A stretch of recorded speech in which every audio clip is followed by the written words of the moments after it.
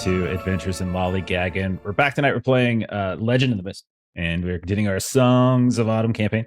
And they were talking a strategy during our little warm-up area. So I'm just going to go ahead and turn the mic over to you. And this is all brought on by Kipser with a theory. So Kipser, why don't you lead the charge on this? Why don't you just reframe that convo for us, and we can continue it. I don't trust the creepy priest touching the shining rod that's coming out of the obelisk.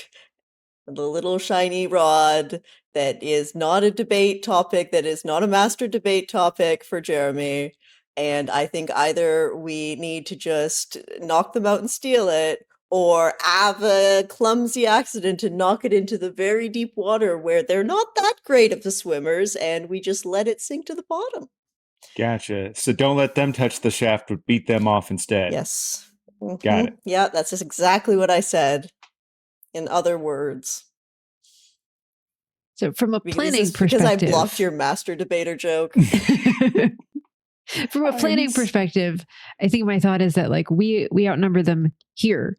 Yes. So in the cave, there are 4 of us and 2 of them. But we do have to go back to town at some point, and they've been secreting in a whole lot of people, and then we don't necessarily have that. So it's kind of the we could overpower them here, but then what effect does that have when we go back? Which is where the clumsy it's sunk plan might be more plausible for our group. But Sinava, who is the woman who had the boat that's going to come get us, is only going to come get us in the morning. So we still have an 8-hour rest period that we're on this island, because I wanted to make sure we had flexible time while we were here. Let's make sure we were stranded without a means of escape for at least a few hours. Yeah. And already there was a giant, it's known she has a tooth. She's told the town about the giant sea creature, or the possibility of it, right? An accident isn't implausible.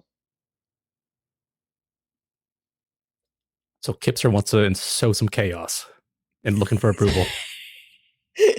No. Kipser?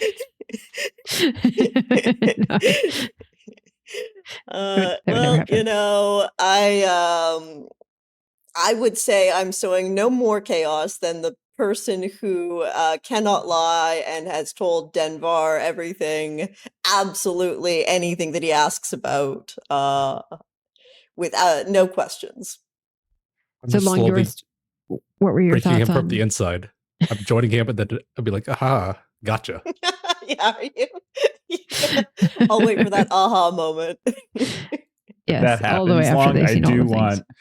I do want in the climactic scene where you reveal yourself, I want you to literally quote that, aha, gotcha. And then that's curtains come down, we end the game. Mm-hmm. Because right now we know locations, and we could just do a runner if we had to. We can disappear into the world that we know that they are still learning the land of. Guerrilla warfare. We don't even go back to town? We just hoof it straight to Tor Hollow and try to... We could. I would still go back through the town just because we have resources there that we could pick up, but we can just continue, right? Because I've already set up my blacksmith's wagon for looking like I'm going out on a trip. Yeah. So, Long, I think you were saying before stream kind of about we should let them take it and then kind of see what they do with it. Yeah, this kind of just shows or confirms their intentions, what they're really after, what they're going to do with it. Just give us more information. Downside, which the part that Long said, which I'm worried about, is that would give them a step up, an advantage. We're giving them a bonus while they're trying to do this to all other locations. We're just giving them one easily. Yeah, which is what I'm worried about. It's interesting because they seem to not want certain things that are happening, but our characters trust Poe. Our characters got information from Poe. Our characters trust Poe. As far as kind of we knew from the setup, and he told us not to trust them. So yes. And other people haven't trusted that organization either. Oh, that's right, Jeremy. That's what you were saying. Like even the people on the road raise their eyebrows at this group. Yeah, Attic. Yeah. Attic, Stabby, and Talkie. That was their name, but close enough. No, it was. I got it written down. Attic, Taffy, and Cutter. Yeah. And Vern. And Vern. Let's not forget Vern. And Vern. I mean, they they wanted to protect Snaggletooth from this group, and this group of cutthroats wanted to protect Snaggletooth from this. You could have joined that party. Then we could have just gotten rid of Lloyd, Kick, and Morgan, and then each of them could have played one of the thief crew. 3 made characters, statted out, ready to go. Or I could just play Attic and just sit in the back and have everyone look to me for approval. Long would have been Taffy. That would have been great. Just saying. Could happen. All right. Well, it doesn't sound like you all have any kind of resolution yet. So hopefully you'll find one in the next few seconds as I do the quick summary, as you have to make a quick call at the end of the summary in terms of what you want to do. So let's get it going. So last time around, you all we started off with a split party with Snaggletooth and Morgan taking the acolytes from the Twilight Choir to look at the sea caves, while Lloyd and Kick remained in town. And so we started in town where Kick and Lloyd were trying to convince Dockmaster Smythe to give them a rowboat so they could go look for Snaggletooth and Morgan. They managed to get another fisher, Sinova, as has already been mentioned, to go with them. And then back by the sea caves, after being attacked on the river, or on the channel connecting to the sea caves, Morgan, you managed to bring Acolyte Malon back to consciousness, like you all did, like your little medieval CPR. And then you pushed inside the sea caves. And you noted that the water levels were much higher than you had remembered Snaggletooth. And at one point, you even had to dip down and swim below the water. You kind of got attacked again by that creature, and you panically escaped into a separate tunnel. It wasn't the right place, but it was tight enough quarters that the creature didn't follow you. At roughly around the same time this was happening, Kick, Lloyd, you landed at a nearby beach. You sent Sinova back to town. Kick, you told her specifically to get some followers and then kind of come back at dawn. Kick, Lloyd, both of you pushed inside. You found this large familiar cavern, which I think we said that Lloyd had been to prior with Snaggletooth. And there was some shouting, and so you guys were able to kind of echolocate each other effectively, and you reunited inside of this large cavern. And that's when you observed an extra exit in this large cavern that had been opened up recently, and you pushed through it. There was a very deep, dark pool. You literally were swimming, and it was a structure, so you could tell by the walls themselves that this wasn't just a rock, much like the mines below Tor Hollow. This looked like it had been some kind of structure of some kind in the past. And the acolytes began to do some kind of ritual around another obelisk. This isn't the first obelisk that you've seen. You all try to defend them. The creature came rushing in, attacked Snaggletooth, nearly killed Snaggletooth. It was very close. Snaggletooth got caught up, Jeremy rolled snake eyes, got caught up in the thing's mouth, was getting dragged down to the bottom of the pool. Fortunately, Kick was able to save you, wrench you from its jaws. Lloyd, you climbed up onto the walls, and you were kind of like raining down rocks to distract the monster. You also got like some kind of like mist shot out into your face from some kind of capsule on the wall. Snaggle, you were able to kind of get back into the fight. You ripped a piece of the creature's scales away and left like an opening for an attack. And that's when Morgan came in and just punched right through that exposed flesh, pulled out an organ of all things, and killed the creature. And then as the creature was dying, right at that moment, you heard the final bits of the Acolyte's ritual, and you all watched as the obelisk opened, kind of peeling away one side at a time. And inside is this glowing, floating crystal prism, kind of like in a almost like a cylindrical kind of shape floating.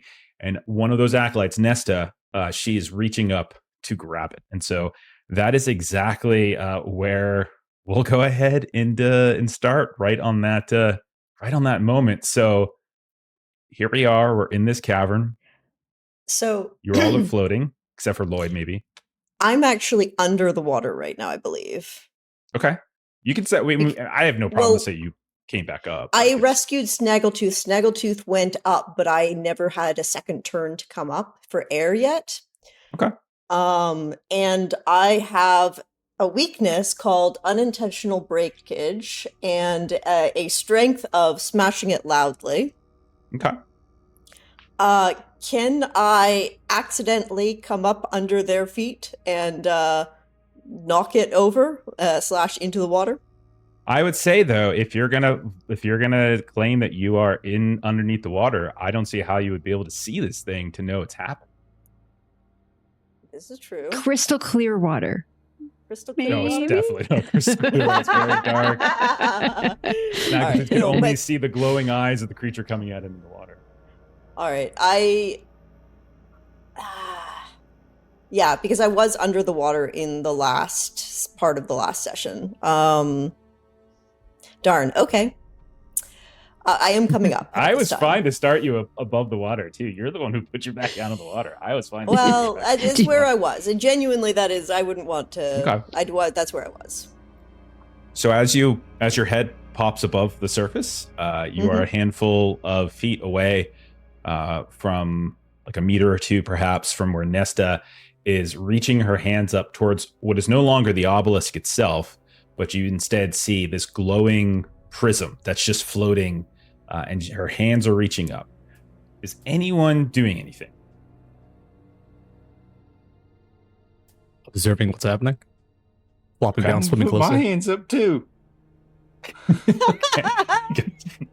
Snaggletooth puts his hands up like he's getting arrested. He's wounded. Oh, heck. He's just like bleeding out in the water. Very confused.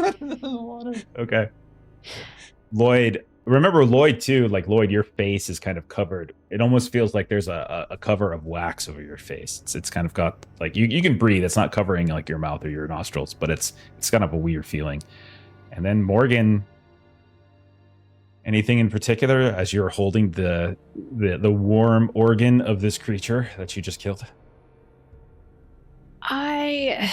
I'm really trying to think of a justification of why like Morgan would like push her out of the way or something, and unfortunately like I just don't see it, like not in this moment. I think like she's got a handful of this like organ thing, so I think, sorry Kibser, I think it's and like it's we just just gonna like saved one of their lives earlier. Like it's just not in our nature to like suddenly turn on them. And we is very strong. Half of the for party. half of us, like it's bottom just, row. bottom row, it's not in our nature to like just suddenly turn on them and attack them. No. All right, we'll observe her touching the shining shaft.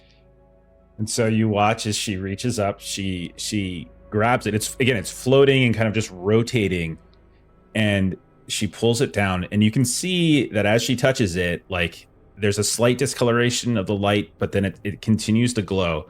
But she pulls it down into her, kind of into her orbit, and she's kind of wading in the water. And she takes it and she turns around. She has a large smile. She's looking at Malon. The two of them look very happy and very pleased. They turn to the four of you, and they're like, "Well done, truly, well done." Is that the thing that's making the glow? This glowing thing that I'm holding is, yes, this is the thing that is making the glow. No, like. So Morgan is pointing to her neck because the brand on her neck was glowing the farther in we got. So that's her question to them of like, is that thing which making this glow? Yes, absolutely. Oh, that's so. I'd like to take a look at it then if it's affected me so much. So she'll like kind of drop the organ. So she's got this completely like bloody hand at the organ in it that she just sort of drops, and she would like want to go up and like, I want to investigate this thing that's affected me so much. Nestle's like, wait, no. This could harm you. And like as you get closer, you start to see like the glow. It's glowing, and you're even starting to feel like it get warm as like the little brand you have get a little warmer. But more than that, she's just like, we are trained with interacting with this material. You've seen these before? Yes. What is that then? It is it's hard to explain, but suffice to say, it's the ones, the ancients, those who lived here before the Turanok, they were a people who were adept at sorcery, and they were able to funnel much of their magics into prisms like this one, and they scattered it about various locations, ruins now. But at one point, when their civilization was at its highest point, this must have been a temple, perhaps, or some sort of arcane laboratory. Not sure entirely, but the very magics that they were so adept at, we have studied. This is why. And she gestures to that shard of crystal of glass. Our knowledge of it is not quite as robust as theirs, but we have learned what we can of it. But this is an auspicious day. You have done quite well. We will make sure that Envar is fully aware of just how instrumental you were at recovering this. I am sure that will go a long way in appeasing any sort of concerns he might have about the mark. Well, I've certainly found that if there's a fish of some sort, and I'm not quite sure if it's going to bite or not, the best way to do it is just to sort of stick your hand in the water and just see what happens. So for you learning about these things even more, and then she's just going to kind of see if she can touch it with her finger, for science kind of a thing. Absolutely. For science. Reach out and touch it, and I need you to roll a mitigation roll. Sure. As an effect is going to occur to you. If you have anything that has to do with it's kind of a constitution, soul kind of thing, spirit, like spiritual energy. So it could be anything that might be your physical strength versus your strength of personality or focus. Any things like that might work for you. She warns you and she shies away, but it's not like she throws it away or attacks you for coming close. She just it seems more out of concern for what it could do to you. So in terms of physical or mental, so all of my mental personality stuff is all of my jovial disposition, cheer them and laugh at despair. So that's kind of what I have that's more personality driven. Okay. I'm not sure how that works for mitigation. Yeah, I'll take laugh at despair. That implies a certain level of emotional fortitude. I would take that, sure. Okay. And then I do also on that same theme book have a weakness of weeping inside. So I don't know if you would consider that to be something that should come into play here or not. It's up to you. I don't necessarily get full control over when you use your weaknesses. You get. I don't know that it does in this case. I just wanted to throw it out there for transparency. But I laugh at despair. Okay. Eek. Well, that's a 6. Okay. You reach out. You touch this prism, and you feel like something is sapping your strength. You just feel as if whatever this is, it is pulling from you some aspect of your of your strength, of your focus. You just feel this sudden tiredness overtake you. You can go ahead and take on the enfeebled 3 status. Oh my! Oh damn! Oh my! Oh dear!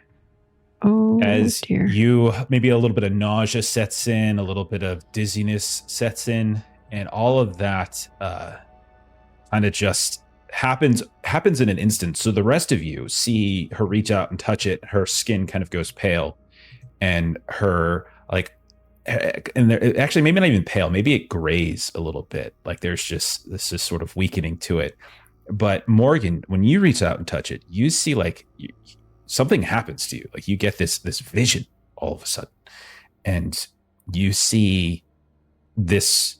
You look up for a moment as you're touching this, and you look around, and you don't see this cavern, this room filled with water. You see it instead as perhaps it might have been intentionally, which is this dried place.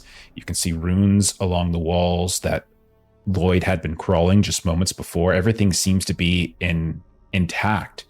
You see that there are robed figures shuffling about within here, some of which are kind of standing right by this intact prism that's just kind of floating in the middle of this chamber, as if you're not sure if they're chanting or studying it, but they don't quite look like human. They look taller. They look kind of with these arched backs. They have these cloaks or cowls over them. And so like their backs are like higher up and almost hunched in a way. And there's maybe about 4 or 5 of them in the room. And all of them seem to be very focused on this particular prism. And just like that vision is gone. And when you come back, you just kind of like collapse a little bit into the water, as if you've been sick for days. Like you've been dealing with a flu for days is kind of what it feels like. Morgan, no. Are you all right? Are you there? I told you. I didn't know what this thing could do to you. You've That's scary. got to let the fish bite you to see what it's gonna do. Keck will run over to Morgan at that point and go and kind of like help hold her up if she's feeling enfeebled, and kind of like, "You all right? What happened? I didn't see. It was just a flash of light there." Oh, I'm so tired. And I would say that she would probably keep what she saw to herself. So she'll just, the fish bites, if it were. All right, well, come sit on the banks over here, because it's not like we haven't got a lot of time left before we're getting a ride home. Y'all don't think this thing's going to create some sort of creepy water demon, do you? The other one I do. was taking energy out of people and made a fire demon. Kinda. Burn them up, and the ash all formed together. I mean, I remember the pillars from the area, but I don't think they were quite... I don't know. I don't know if this is comparable. I think it was mostly just the demon that did it. But there were the pillars, you're right. Man, this is freaky stuff. Very unnatural. I'm not very much of a fan of it. Well, we're going to have to find a way to be extra careful then trying to get this thing out of here, because, I mean, I hate to say it, but there ain't no way out of where we are without probably doing some swimming.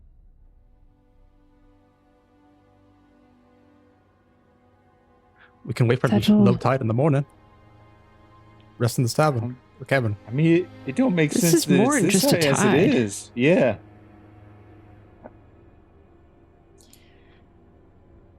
Well, I suppose we can at least wait until Morgan feels a bit better and then try again. Take a rest here. Sinva shouldn't be here until dawn, so I don't know what time it is exactly, but should be a while yet.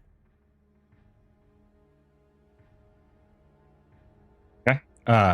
More than likely, you would probably move to the previous chamber that actually had some places you can stand on. So like you start to work your way back a little bit. And if you wanted to set up a camp inside the caves, you certainly could do that. If you wanted to try to leave and set up camp on the beach, you could do that as well. Either one of those is fine. The big danger of this creature has been defeated. So I'm not going to nickel and dime you for like swim checks at this point. So it's kind of up to what your preference would be. I would say Morgan, I think we should go as far back out to the beach as we can, I think, so that we get a better had a vision when Cinnaba. I don't know that I want to stay in this here place. It's a wee bit claustrophobic. All right. Are your friends good swimmers then? Because they got to be able to keep up while carrying that thing. So look to Nesta and Malin. You'll see Nesta is like wrapping this up in her, like her cowl. She's like detached the cowl, and she's kind of wrapping this up as best she can. I'll be fine, thank you. I'll carry it. Malin is still recuperating a bit, and he looks, because he was the one who was attacked and kind of got blown up on the boat and was unconscious for a bit. So, but she takes it and she kind of tucks it underneath her arm, kind of wrapped up in this cowl. Her hair now completely visible, like this like short cropped hair that's all wet, and she's like, lead on. We'll be here. We won't slow you down. I believe it. Well, we look a little beat up around the edges, but I'm glad we all made it. And we'll say then that you all work your way out of the caves. You swim. At this point, because you're not in danger, like there's, you know your way back, Snaggletooth, you do have to dip down into the water at one point. But again, without the threat of something trying to eat you, it's much simpler to do. Maybe even she unwraps the prism momentarily under the water, making it easier to see. And we'll say you all get out of the caves, and it is nighttime by the time you emerge. You find your way back to around near the beaches where you had left Cinnaba, and you make up a camp. There are some scattered like driftwood and things, and maybe some bushes and things nearby that you could perhaps like set up a campfire. That's not an issue. It's not the most ideal place. You're not in a forest or anything, but close enough. And you kind of begin to camp the night away. Malin and Nesta are kind of off to the side, but they're not. It doesn't look like they're conspiratorially talking to one another, but you can definitely see that they're conversing. Like they're talking about this thing. And Snaggletooth, at one point, as you are maybe stoking the fire, you hear caw, caw. Oh, hey there, friend. How you doing, Oswald? And you see Oswald like perched atop this large, boulder, maybe a good 7-8 feet tall, and kind of peaked, a little tiny peak at the top. And he's just perched atop of it, looking down at the camp, eyes kind of flickering this little orange from the campfire. And he's just staring. Caw. He doesn't come to you. Shoot, I don't have a whole lot on me. I got a little waterlogged. If I do have something on me to toss up his way, I will. Okay. So some yeah, soggy that's piece fine. of ration. We can say, you guys grab something. Like, I mean, you guys live by the river, and by a fjord. I'm sure you could get something, and you just throw a little piece of something up, and he catches it, and he gladly eats it. Then he looks back down at you. Call. And then you see he lifts off and he starts flying away again. Oh. Well, that's a shame. Well, He particularly liked you.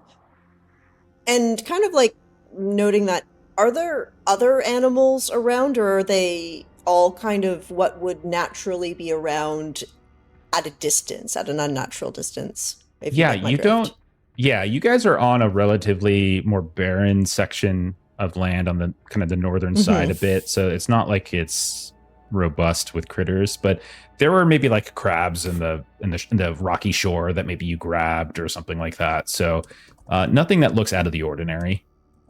All right. Nothing out of the ordinary. Morgan would want to take advantage of the fact that they're having a conversation to have her own conversation. Sure. So when they're kind of chatting and maybe after, they're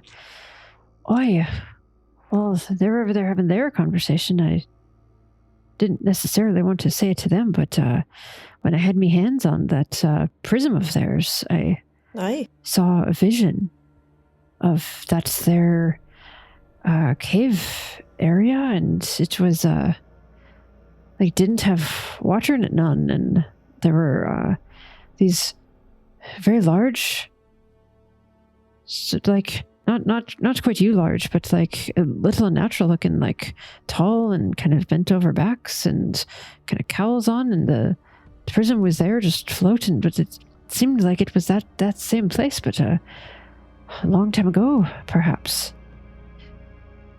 I wanted to ask you then, and Kick will also lean in a little bit to you. They said that there were people here before, the folks that lived here before, but wouldn't that just be the elves? Because they didn't know about Tor Hollow. Are elves a thing that don't exist outside of this area? Did you see elves in your vision then? I don't think as I would know them to be. They seemed very, very, very tall and stooped of back, and I don't think that's what I understand elves to be. No, it's the same folks what was buried under the trees, the ones that the roots have been sucking up, and the ones that we already know that they were buried beneath and all. Aye, that's true. Did they look like the folks that came back alive but dead? Is that a yes? Sorry. If you're asking the GM of this, yeah, like there's definitely a resemblance. Okay. Obviously, the things that you saw were more shambling and old and lacking in mass, but yeah, there was a similar kind of gait and posture to them.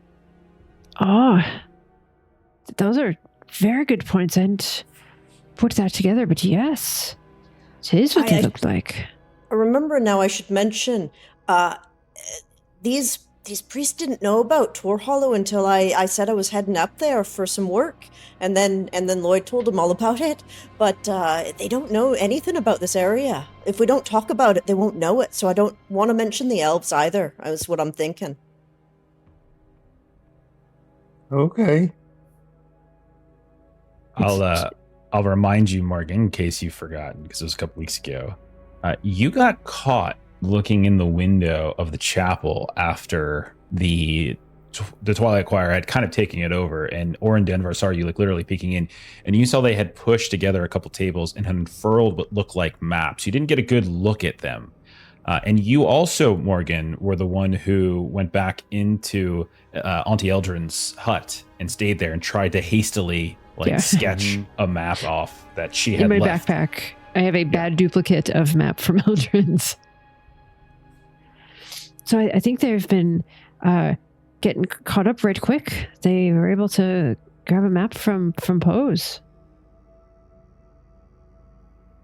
So things that they didn't know, they're already catching on. All right. Well, Lloyd, would you happen to be able to find maybe a bit of driftwood that's about the same size and length of that there shaft that they're running around with? Yeah, I'm sure it's around here somewhere. What do you want it for? A bait and switch, if you will. I'm sure they can tell the difference between driftwood and that shiny rod. Aye, certainly, but maybe for just enough time that we might be able to give them a little bit of a switch if we need to. Then what? We just make a run for it or something? Aye, well, we've got 3 more days till we meet Poe. We're on day 2. Yeah, you're finishing up day 2. So tomorrow would be like the midpoint. You would probably, and you would know that you would probably want to leave like on the 4th day to get to where you were supposed to meet him. Okay. Oh, and I'm gonna look at the far west on a mountain and see if the weird glow appears there as well again. Yeah, that's a good question. Over there, well, we're since all night. Look for a weird glow. It might appear in the evening. I saw it last time. So you look up, and the sky is a little overcast tonight, but it's not raining, so you don't really get a lot of stars or moon tonight. But when you look over in the direction of the mountains, there is like this strange, like one of the peaks themselves seems to have this little little glow to it. It's somehow like a little bit more illuminated than the rest of it. Everything else is just kind of like this dark jagged run of peak. But then there's like this one spot that just kind of seems to glow, almost like a spotlight is like shining down upon it from afar. Do any of you know any lore that might explain that or anything? I have no idea for myself. I can try to draw on my coastal dweller to see if I may have ever heard of anything about that. Because the coast looks up to the mountain. That's You're pushing it there. And there's weather up there too. You're pushing it up there. And you watch the weather. Mm-hmm. Yeah, you can. Okay, so one of the things you all would definitely know was that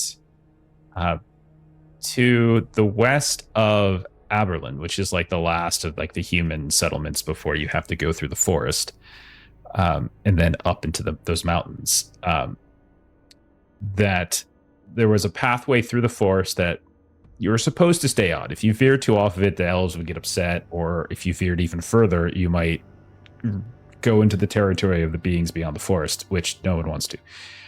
But if you stayed on the path, you would find a switchback that would go up into those mountains to the west and eventually to a trading post.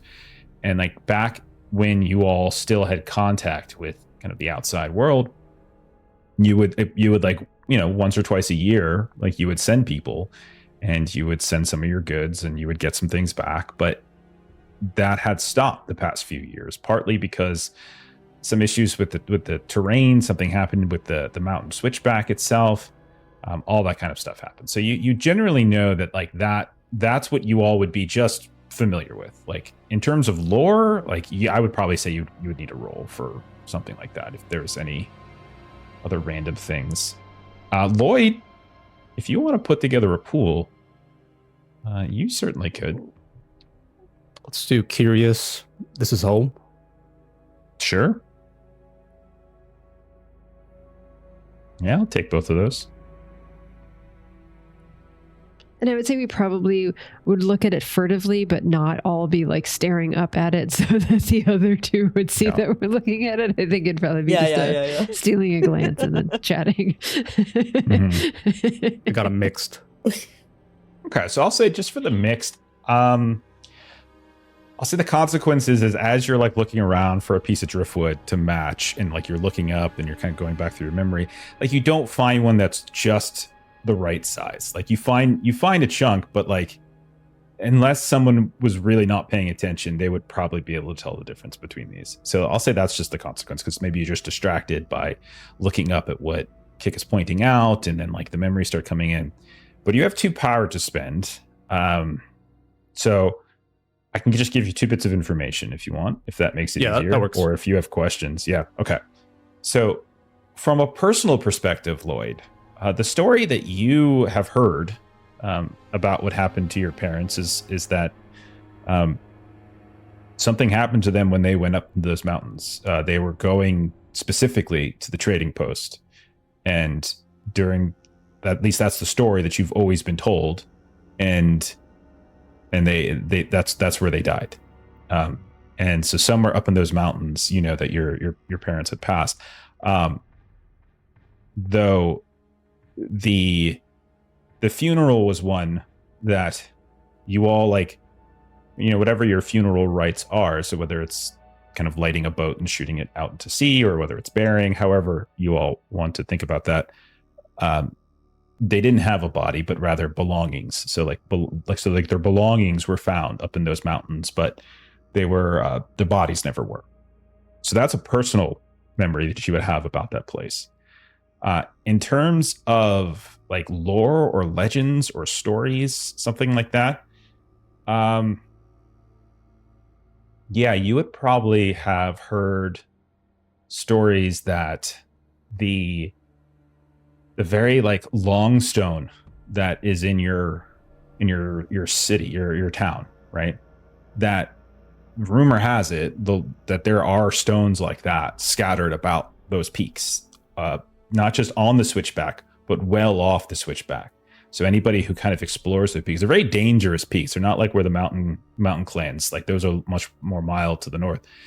These to the west are like these really sharp, jagged peaks that, unless you know a way through, can be very treacherous.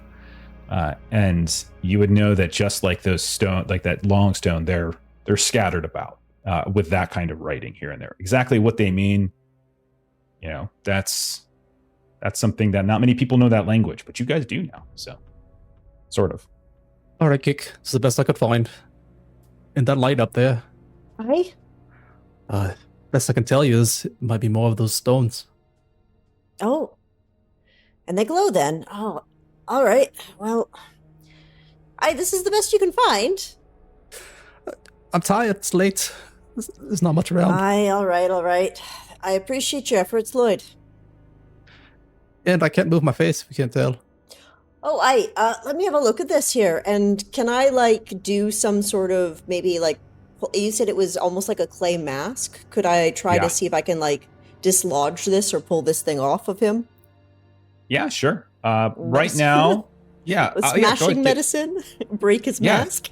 Yeah, go for it. Break it loudly. I have smash it loudly as a power.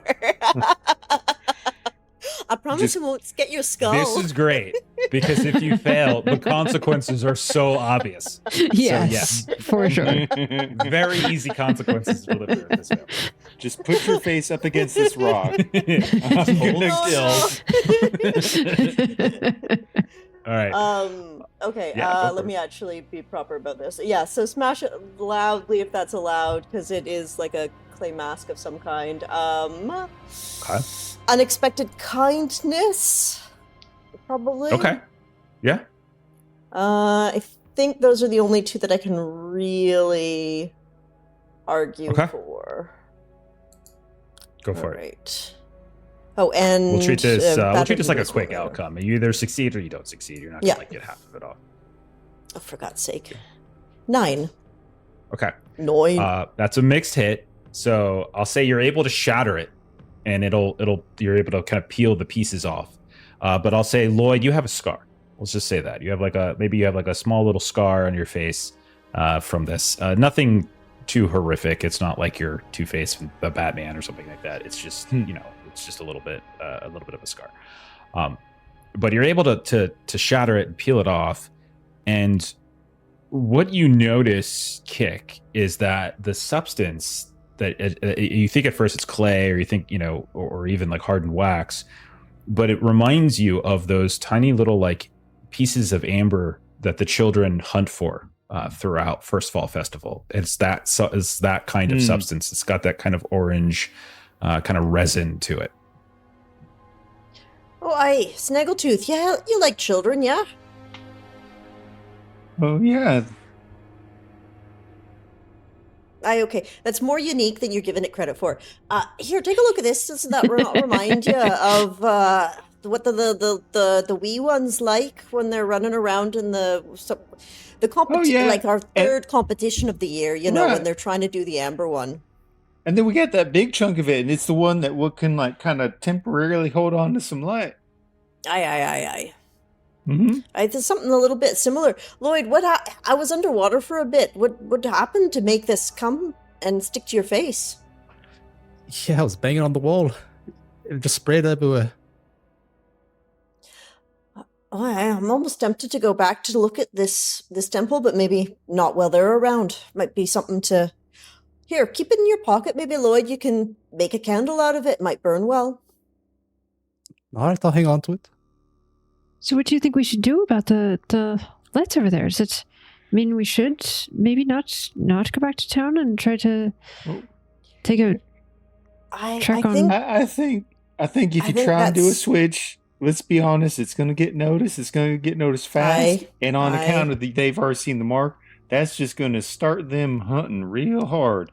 On the other hand, I know there's some heavy feelings that would come with it, but we still got some time to come before we need to do our meetup, right? And you could make a reasonable argument that this is important to them. It might be the sort of discretionary stuff that is, above us mere local yokels. And maybe they would stay busy enough studying it on their own that we could kind of do our own thing. I suppose something like that might be good. We still have another about 2 days. I guess if we need to. We got a pretty good look at that thing. Lloyd, could you make something like a wax thing that would imitate it, and I could maybe make some metal casings to hold it together?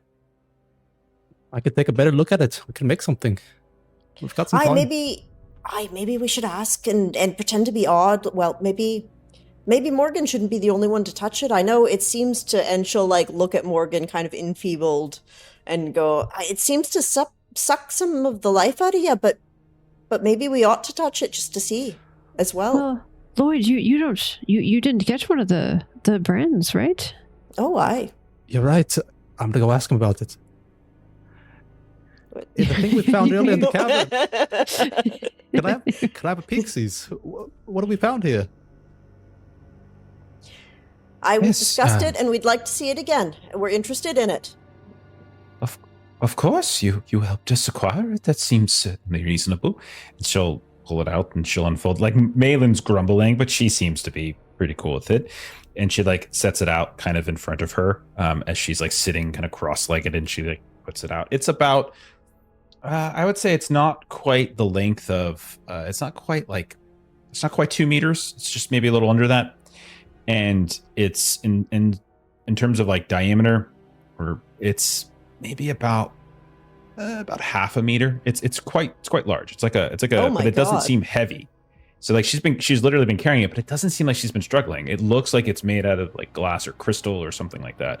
But she lays it out in front, and so and it's almost the size of like a walking stick, but thicker. And then she lays it out in front of her, and she says, "Isn't it glorious? Isn't it just absolutely beautiful?" And you would notice, by the way, she doesn't seem to be negatively affected by any of this. The craftsmanship is impeccable. I've never seen something like this. You've found others similar. Well, not quite like this one, but yes, we have in other parts of the continent. We have found these prisms, these crystals. Yes. What purpose do they hold? What function do they have? Well, each one has its own particular function, but basically, this was the source of their sorcery. They managed to funnel their power into and out of these things. It is a way of them localizing certain effects. When we were traveling outside of Kerleth, we found one far smaller than this one that was inside of an old dam, and it seemed to be there to control the flow of water. Would you put it back so it would keep doing it? Well, unfortunately, the dam had been collapsed for some years, so its function had long ceased to be useful to that region, and so we took it for study. Something like this was so close to home. Can I hold it? What function might it? Could we be detrimental to us if we took it away from this area? Then, well, not necessarily. Again, Or and Denver will certainly take this under the consideration. We would never want to harm you or your fellow villagers. If removing this would somehow harm you, of course we would return it. But I don't think that would be an issue. Can we insight check that? If you have some kind of tools for that, sure. Can Snaggletooth insight check? Snaggletooth is actually almost agreeing that he wants to just touch it and see what happens. But yeah, I'm gonna try. I'm talking to them obviously, and kind of distracting them if Lloyd wants to get in there and like. Yeah, I want to pick it up. Okay. Learn about it very closely. You reach down. You want to literally pick it up? Yeah. Like, be careful. It harmed your friend. I think it was the monster that harmed it. I should be fine. Oh, it was just the monster. Only for a moment. So Lloyd, you reach down, you touch it, and you feel a surge of energy just rush through you. And you can give yourself Empowered 3 as a status. Oh my god, because you don't have the brand. Holy crap.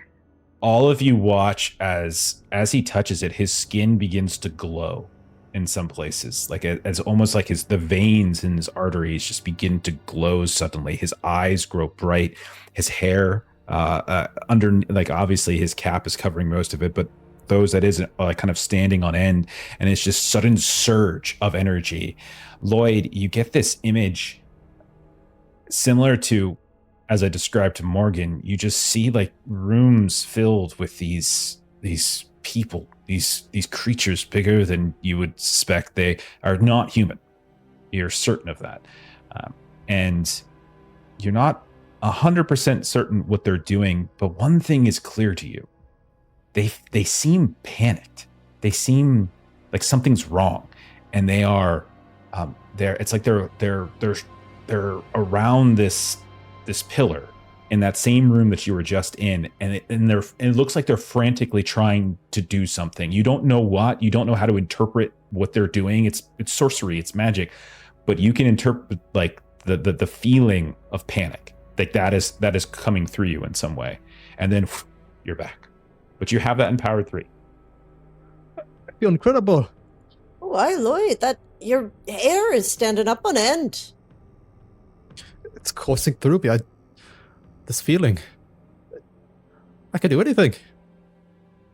Well, that's just quite the opposite of what happened when I touched it. Aye. Are the priests like impressed by Lloyd's reaction? They're both looking at Lloyd. As we suspected. Yes. Oren is quite taken with you. You seem to be a very good young man with a strong head on your shoulders. Yes, the maker flows through you. Yes. And so they come over and they like kind of cap you on the shoulder a bit. Yeah. Oh. Yeah, they seem quite pleased. Like they're like, yes, friend. They're very interested in you. The maker blesses you. I'm sorry, Snaggletooth. What is that you said? I couldn't hear you. The waves were so loud. Sorry. You saying you think he, like, you did the thing with the light? You think he's got that kind of potential? He could, yes, indeed. Now, it makes sense because he's a candlemaker, so like he could shine light. Sorcery is a craft. It is a craft. It is not something that is entirely innate, but it is something that can be learned. However, those who have the blood of the ancients in them are perhaps more inclined to learn it quickly. Perhaps it is you, Lloyd. Ooh. Can I carry this and bring it to Denver? You can be with us when we present it to him. Yes, I would like to carry it if that is all right. Just to be safe. And I mean, while it seems to be giving you a good old jolt right now, maybe if you held on to it for too long, like sometimes there can be too much of a good thing, and we don't maybe fully understand it. And I get worried maybe more than I should, but I mean, it is a strange magic thing, so maybe worrying's good. You are very wise. That is exactly what could happen. Yes. Did anyone else want to take a closer look to it? I'll give it a try. I have a feeling I'm a bit more like you here, Morgan.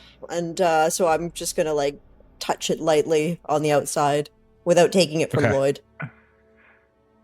You reach out and you touch, and once more she's like trying to stop you, but just like Morgan, you right just over feel her head. You just feel the strength of you. It just gets drained out. You can mitigate If you have anything that has to do with like constitution or force of spirit or personality, anything like that. Not physical strength, but like constitution. Yeah. So I would, I did think about this a little bit. I would take Hardy from my Highlander, if that's all right. And then I do have, I would say gruff and unexpected kindness as a force of my personality. I think gruff, yeah. I don't know if unexpected kindness, because you're not doing anything kind in this moment. So yeah. True. All right. I'm not taking it from you. I'm so kind. I'm so kind. We didn't kill you. I let mean, you live. That is an amazing feat for me at this moment in time. We had a thought to drown you, but we didn't, so we should get kudos for that. You haven't murdered anyone yet. You haven't murdered anybody in the camp.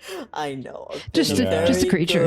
That's got the blood still All on of me. those murders happened before the campaign started. 10. Ooh. Okay, so you can buy back. You can buy down the enfeebled to 1, enfeebled 1, as opposed to I'll do that. 3. Okay, absolutely.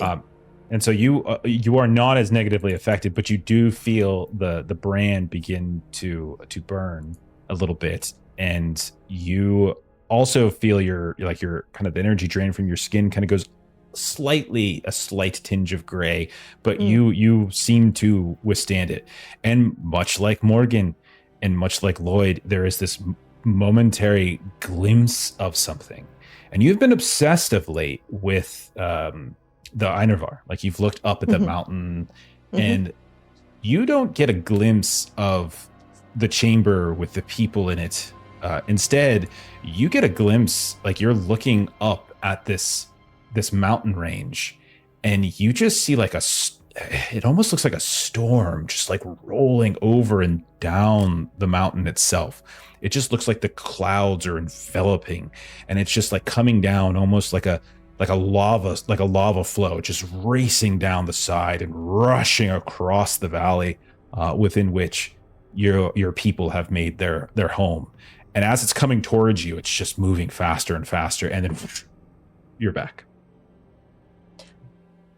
I might need to go home soon. You look rough too. Is that how bad I looked when I touched it? My dear. You look a lot worse. I'm sorry. I'd like to officially declare I'm not touching that thing.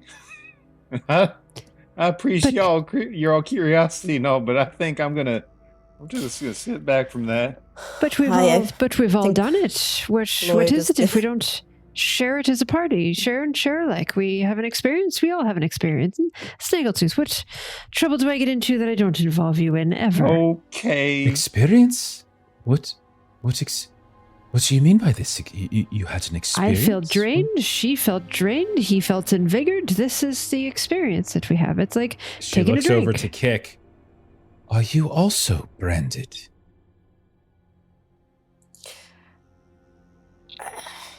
No, I'm significantly injured from fighting all the freaking things that seem to have cropped up, the unnatural bits and things. I see. Whoopsies. Give yourself the tag. Yeah. Under suspicion. Just like damn it. Sorry. Yeah. Sorry. My bad. Snaggletooth, you gonna go for it? You absolutely don't have to, but Morgan is the bad friend that drags you along to all of the bad things.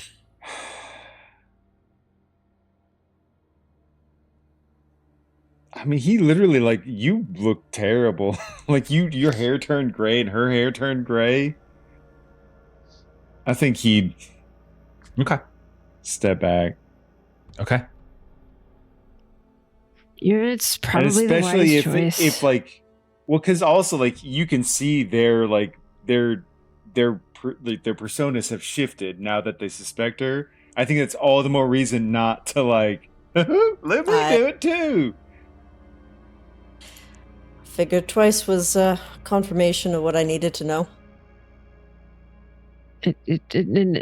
Morgan just sort of sees Kick like standing behind them, just scowling at her, and Morgan's gonna kind of zip it for. Can I ask a really probably silly question? Because you talked about blood of the ancient, which that kind of comes up with some assumptions and whatnot. Has anybody who's like not a person ever learned any of what y'all do? Do you mean not a person? Well, like, person. Little fuzzy dude. I think you have personhood. You are a person. What? But yes. I'm not finding the right way to say it. Like, I know I'm a person, but I'm not. You mean human? I would not be of the same bloodline. Let's put it that way. Yes. In our travels, we have encountered other kin. Yes. And okay. Some have had certain powers. Yes. Okay.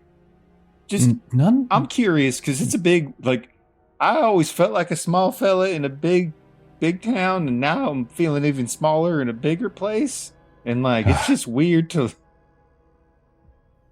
If you ever come with us back to Caerleth, the city will make you feel quite small, but its magnificence, gazing at the crystal windows of our chapel houses. It might make you feel small and insignificant at times, but it will also fill you with great faith. Well, I suppose I could see the meaning of that and value in it. How far away is that anyways? You got some big trips. I'd imagine you had to go for a long ways. We have been traveling for over a year, yes. We've been traveling. It's been a year? Yes. And she looks down at Malin, who at this point is... And like for confirmation,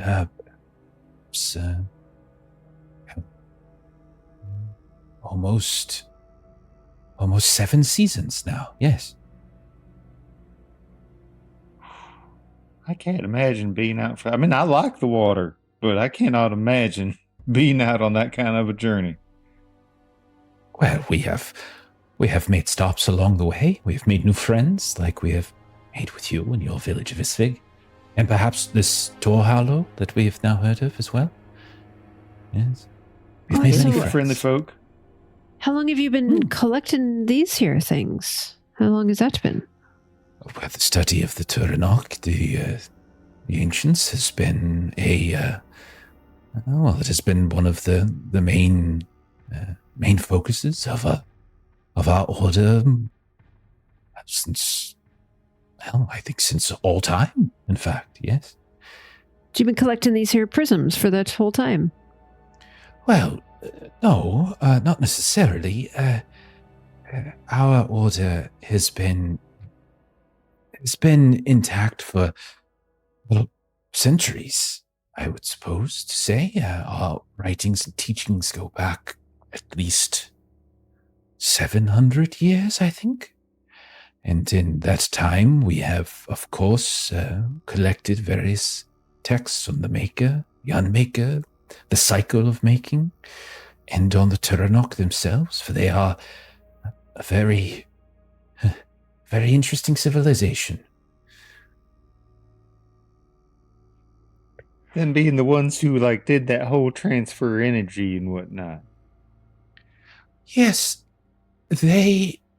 hubris is it is not a human trait. It is something that all kin have, including the Turanok, and they thought themselves capable, you see, of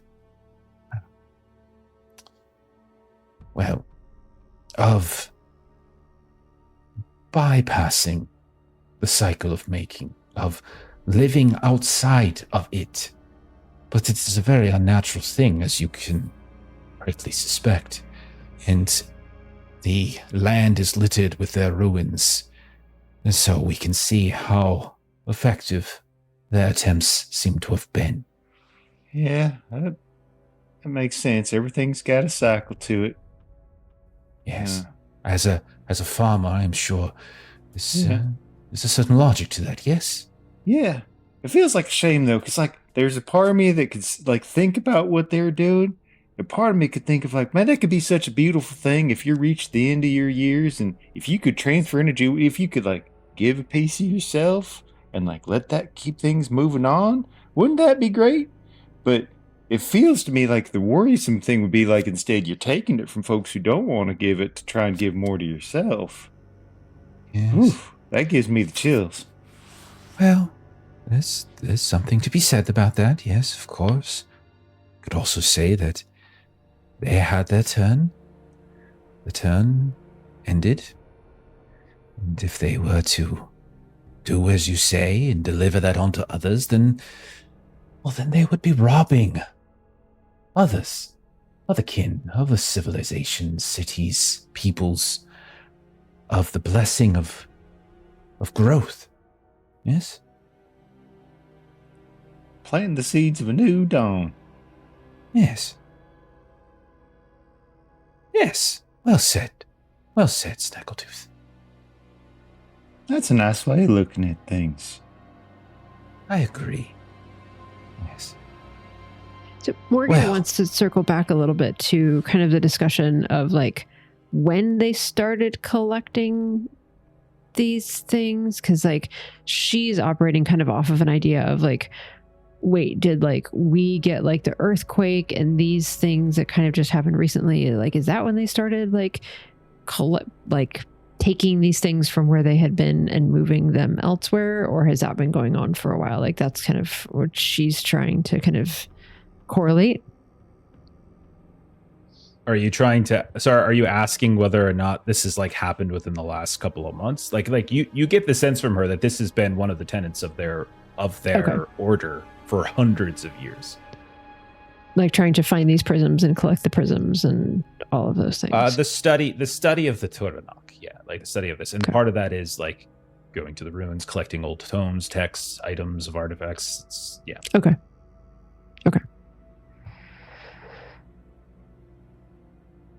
Well, your friend is already kicked off for the night. It's been quite an eventful one. Yes, perhaps we should all get some rest. Yes.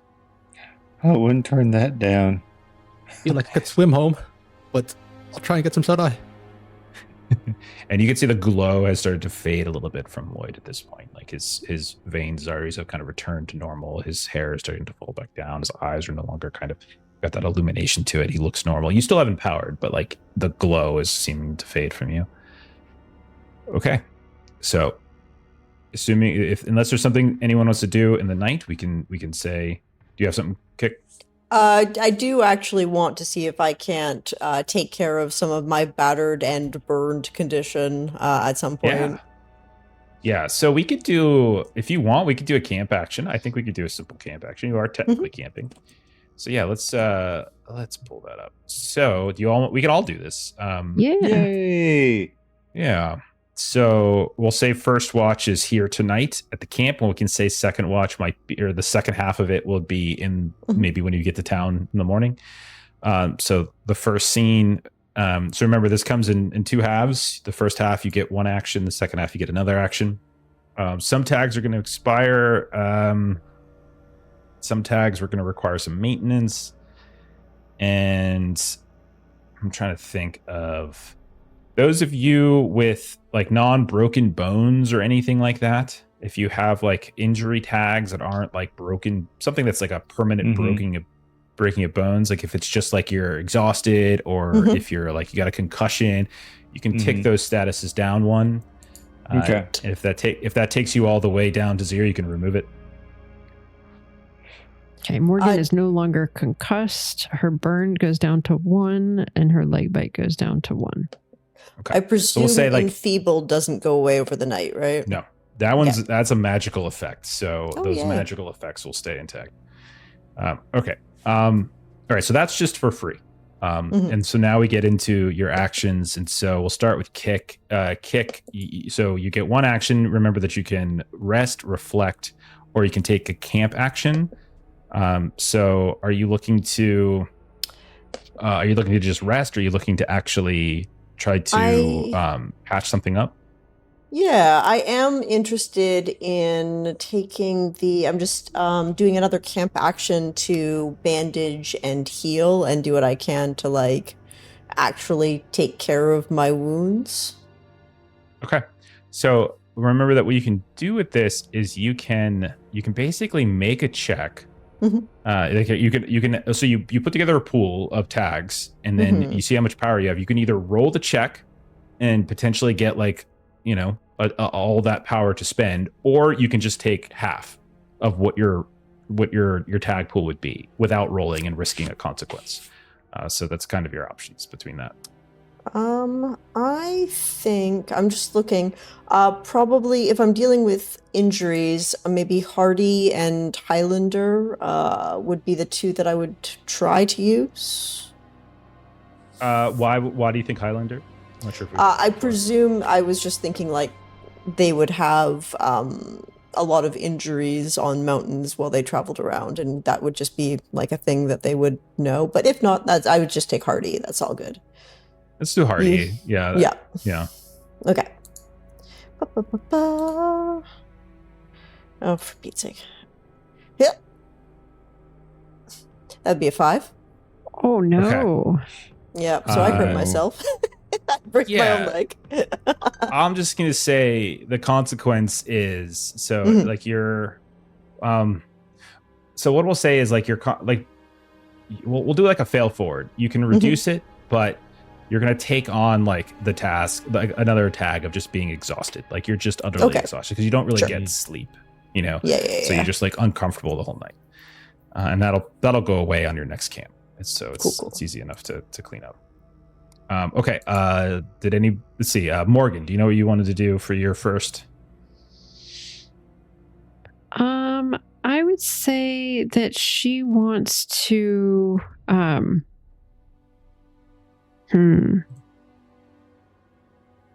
Because I would say all of you could potentially do, like, I think what could make sense is all of you do like either reflect or take a camp action as your first, and then your second is like rest, and that could be getting some, you know, or if you have other options, that's fine too.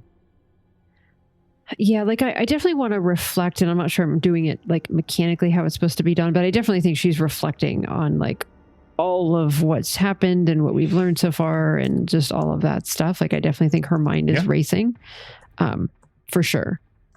So you can mark an improve box on any one of your themes or on the fellowship theme. What do you think you're marking? I think I'm marking, that's a good question. Yeah, so you've got Coastal Dweller. You've been using that quite a bit in the last day or so, from swimming to just kind of knowing the coast. The Tavern Brawler, you did just literally one punch a crocodile. Giant, wasn't a crocodile, but close enough. So there's that. Jovial Disposition is kind of what you're trying to use to protect yourself from that weird effect of the crystal, even though it failed. And then obviously Fisherwoman, kind of back in your element in the water a bit. So I don't know. I think any of them could make sense. Is there one that you're closer to ticking up? No, I really haven't done a ton of those really. So now that I'm actually looking at this out loud, I actually think rest makes more sense, because I think I would probably be looking to restore Natural Swimmer. Okay. But what I'm saying, but you get 2 of these. So when you do a camp action, there's 2, or when we do a camp, you basically, there's 2 shifts essentially, and you get a first shift and a second shift. You just can't do the same thing. So you can't like do 2 rests. You can't do 2 reflects. Yeah. So it makes sense to do a reflect and a rest. You can do them in whatever order you want, but like, yeah. And just remember that reflect is one of those options. Like if you guys are looking to advance, like this is one of those, like just, it's a freebie tick box. Like you don't have to worry about checking a weakness or anything like that. Like if you have the ability to do it and you want to advance your character, like that's a great way to get super rare in this game. It's no, that is true. Yeah, I would say Coastal Dweller for sure. I would definitely say that. Yeah. Okay. All right. Are you sure? Because like Fisherwoman, it looks like your Fisherwoman's at 2 of the 3 boxes you need to tick. If you tick that 3rd box, you would actually be able to take an upgrade. Oh yeah. No, you are right. Yes, I will do that. Okay, got it. All right, cool. So you should start looking at some of the improvements that you could potentially do for this. Then let me come to Snaggletooth. Do you know what you're doing?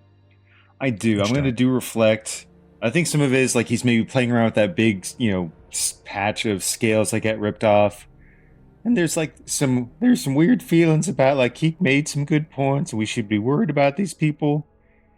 And maybe some things wrong, but he just can't help that in his heart he is happy that we all made it, and whatever may be wrong with them, he doesn't really want to wish any harm to them, and he's glad that they all came together. And at the end, when things seemed to come so close and he nearly died, we all worked as a team and it all came through. And I'm just going to go right into that, and I'm going to click a box in Heart of Gold. And wouldn't you know it, under Heart of Gold, there's a tag called Coordinated Efforts. And I'm going to click that. Okay. So for those of you watching, he's ticking the last of his. So you basically have 3 boxes you have to tick to improve a theme. That was your third. And one of the things you can do once you fully tick up your theme is you can get another tag. You can unlock another tag. And so you're unlocking coordinated effort. So perfect. Okay. All right. And then don't forget to reset the theme boxes, because now you can start again to continue ticking it. Okay, same for you, Melissa, for Fishwoman. Yep. I'm also going to interrupt you real quick and say welcome, Raiders, from Singularity Roleplay. Thanks for joining us. Awesome. Thank you so much. It's good to see you all. Hope you had a good game tonight. Lloyd, what do you think you're going to be doing? I'm going to do reflect as well for my curious theme, going over what I've learned today, speaking with Denvar, what we found here in the caverns. So I'll check a box there to make it 2. Okay.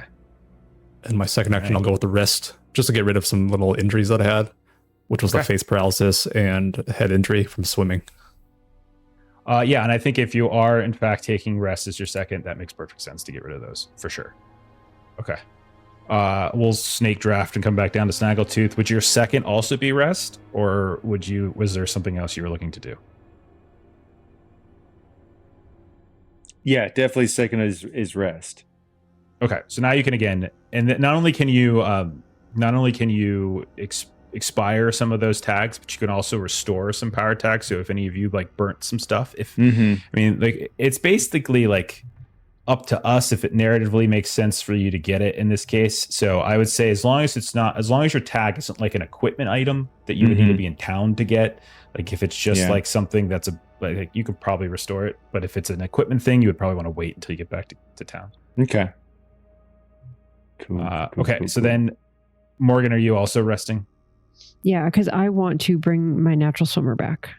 Okay. Because I had burned that one. Perfect. Makes sense. And then, Kick, what did you want to do for your second? I will reflect for my second one, because Gruff is at 2 out of 3, and I think it would make sense to tick that one over and then go with something called Scathing Comment. Might be good for me at this point in time, because I've hit it a few times without having that. Yeah. I mean, between watching Lloyd just literally give up the goat, and then with these people that you probably don't trust, between those two things, I would imagine you're smoldering rage or seething comment was my debate. Thank you for not being at smoldering rage just yet. That's appreciated. I'm really build up to the smoldering rage. Yeah. So I am taking scathing comment because I think I've hit that one a little more often. The other thing you all should take a look at is, considering what you guys have just been through for the last day and a half or so, take a look at your quests to see if any of those quests you've made meaningful movement on. So if you think you have, don't forget, if you think you've made some sort of advancement, you guys just killed a big freaking creature. You just had visions of some ancient species. Lots of weird stuff is starting to happen, and it all seems to be revolving around these people showing up, this old ancient civilization, and somehow you all are tied to it. So if you think that that is something that you've been meaningfully advancing to, that's also something to consider here. And then, Yeah, the other thing is like we can start undoing some of your because you guys burned a few fellowship stuff, so you guys can go back and each of you undo something that we might have burnt for the fellowship as well, or you can mark it basically a milestone. So like with the quests themselves, it's milestone or abandoned. So if you think you have made meaningful progress towards the quest, not just like, oh, I kind of did that, but like you did meaningful progress, you can mark milestone on that. And that's how you guys upgrade your themes, because right now you guys have got all those origin themes. One of the ways to do that is you can kind of replace it with a better theme. I would say with how I've been with the Twilight Order, I probably have advanced my Highlander. The Highlanders have always stood free, even if it means alone kind of thing. I feel like I've probably hit that quite well. I would say, yeah. I mean, between like moving to the outskirts of town, like just not being, willing to do this in front of everybody, and like making sure you're kind of keeping yourself separate, and you're clearly the most suspicious of what's happening here. No.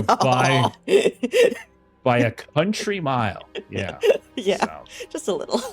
A country mile that's really small. Yep. So I would say that I've advanced that one quite well. Okay. Jeremy, you're going to ask something. What was up?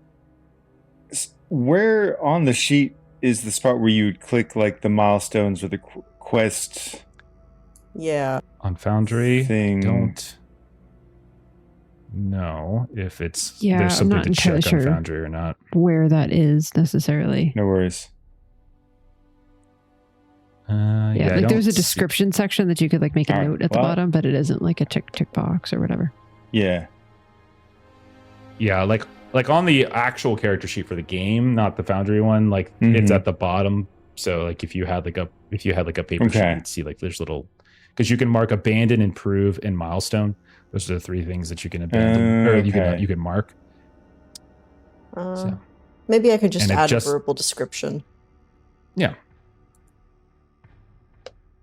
And so you can always, this is how like you evolve. And so you can do a couple things with this. So if you ever fill out all 3 of your milestones, like there's, you got to tick it 3 times, just like your themes.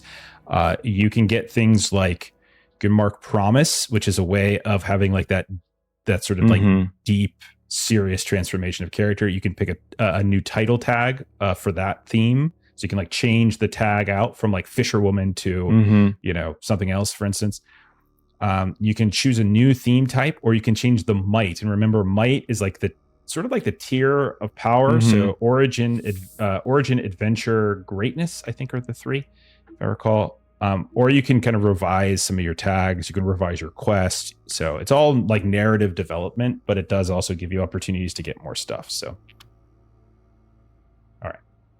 Okay. Yay for camp stuff. All right. Is everyone done their bookkeeping? You ready to move on, basically? Yeah. Yeah, looks good. Okay. Morning will so the dawn breaks, and as you all are getting up, eating some food, going about your various business in the morning, nothing seems to have occurred to you in the night. Nothing interrupted you. Nothing came and attacked you or anything like that. The wind was cool, but all of you are familiar with that. And being by the fire certainly helped. But you also notice, as you look out to the south, across the fjord, you see these boats coming in your direction. You can see them before they get there. But ultimately, about a half a dozen of your fisher folk friends, Dockmaster Smythe, Sinova, and various other drinking buddies that you would know, Morgan, arrive. And Sinova is like coming up, kind of bouncing and excited, and Dockmaster Smythe is coming up. Oh, so what's this going on? Come and get his son. What's the problem? There's another unnatural creature. We managed to murder it. It's in the cave back there now, a dead body floating around. Why did you bring it on now? It's you break it down, large. Eat it up, and I just know. Well, I suppose it could be good meat. I didn't give fell that a down. thought. It just in the water and went further down. The water was very high. The height of the water is very natural. But look at her leg. And she'll point to Morgan's leg. And all around my belly. Oh, yeah. Ah, that's pretty good, I think. Yeah. Yep. And he like lifts up like his pant leg, and you see like this big like scar, and he's like, yeah, that'd be. Yeah. Morgan lifts up her pant leg, shows the bite that she's got on her leg. And he's like holds up his arm. Are like, yeah. It just turns into a full like Jaws scene, right? Yep. Yeah. Yes. But I think our normal areas are a bit more dangerous than they were before. We have to be a bit more careful. Yeah, I suppose so. All right. Well, how are things going? Right. There's some more ships and more folks. How's that going? Mine. All right then. Well, thanks for bringing the arsenals in, but I suppose Lloyd he threw a bunch of rocks at it. He actually managed to do some good work this one. Who's he? It's me, Lloyd. Don't you remember? Yeah. Huh? Oh, Candlemaker guy. Yeah. Okay. Candlemaker's nephew. No. Your uncle could really use some help. Okay. Yeah, could you get us back to the land? I could help a bit. All right. Okay, so if there's nothing more that you want to do, we can say you guys get on these boats and you make it back to town. But we'll give them instructions for getting like to the new area, and if they wanted to drag up the body, they definitely can. Yeah. And maybe one of the boats hangs back, and you see some folks go inside to kind of see if there's anything that they could potentially get. And yeah, the rest of you return to town. You get there by mid-morning. Again, it's just a couple hours worth of travel or so, and you make it back. It is it's another kind of gray day, kind of overcast a little bit, but nothing, little cold, but not raining. And you get back, and the village seems to be in normal working order, but you also see that there is a significant presence of the Twilight Choir, of most of them moving around in pairs here and there. And when you dock up, Nesta will turn to you all and says, "Oh, and Denvar will very much want to speak with all of us. If you could, please, accompany us now to the chapel, and we can speak with him." And no thanks. I'll be there. You promised I could be there. Yes, of course. I of course. Kick. I must insist. Your brand has great significance, and it is not the kind of thing that should go undiscussed. I've got the brand. I'll go with you. We can have that conversation. Don't take it personal. She's that way with everybody. I understand. I just... what you must understand is that Denvar is a very insistent man, and he is used to getting what he wants. And we're all used to Kick not doing which any of us won't ever, so he'll join the rest of us in that disappointment. I'm not of your people. You see, she makes a little bit of a face. And she kind of looks hesitantly at Malon. I mean this sincerely. Do not cross him. He can be your friend if you let him. You never saw anything on me. It's just a theory right now. You don't have to say anything. I cannot lie to him. You don't lie. You never saw anything. I've got the brand. We know why the brand was glowing on me, and we have the conversation about what it means on me, and that is the conversation that it is. I touched the thing. Lloyd touched the thing. I've got the brand. He don't have the brand, and different things happened. I'm merely trying to help you. I do. It does sound sincerely nice on their part, and I get where you're coming from too, but I mean, this fellow they work for, I'm assuming he's pretty bright. One lady's got the brand. you know he's going to ask, did anybody else? And then at that point, like, the whole, like, omission of information is just, that's going to put him in his spot. And I know I would never want to be put on that spot. But we've got our freedoms here. We can come and go as we please. This isn't, we're not here that people have taken over and now we can't leave if we need to leave or do something else. Kick always comes and goes. And I travel much. I don't want to be feeling like you're guests in our town and now you're telling everyone when they can and can't go anywhere. Like, I appreciate you telling us how it is with him, but we've still got our... That's true. I think around, do we not? It sounds like there's been other people would have had the brand who have not upheld the same moral fiber that we might find in our town. And if this is a group what's been dealing with it for a long time, there could be like certain preconceptions.